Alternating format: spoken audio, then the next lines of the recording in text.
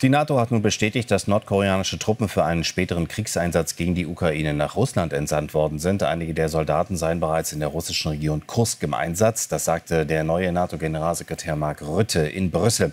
Er sprach von einer erheblichen Eskalation in der Verwicklung Nordkoreas in den Konflikt und einer gefährlichen Ausweitung des russischen Krieges.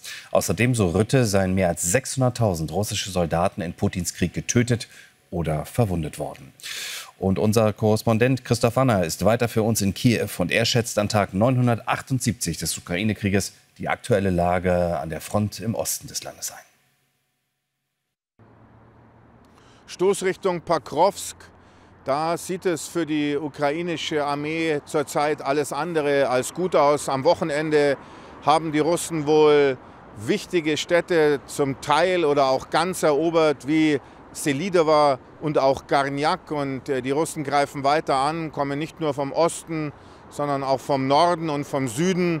Und das nächste große Ziel der russischen Truppen dürfte wohl der Ort Pakrovsk selbst sein. Das ist ein großer Ballungsraum, in dem vor dem Krieg mindestens 100.000 Menschen gelebt haben.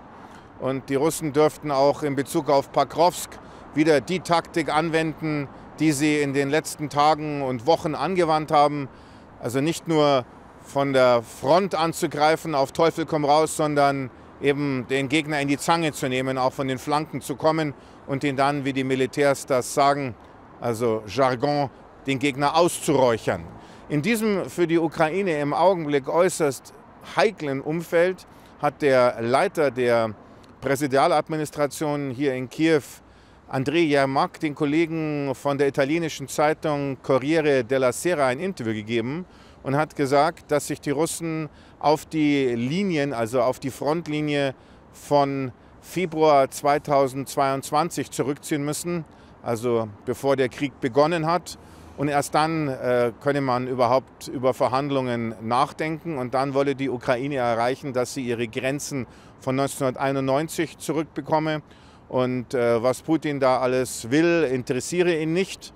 Und die Ukraine sei auch in keinster Weise bereit, Gelände abzugeben.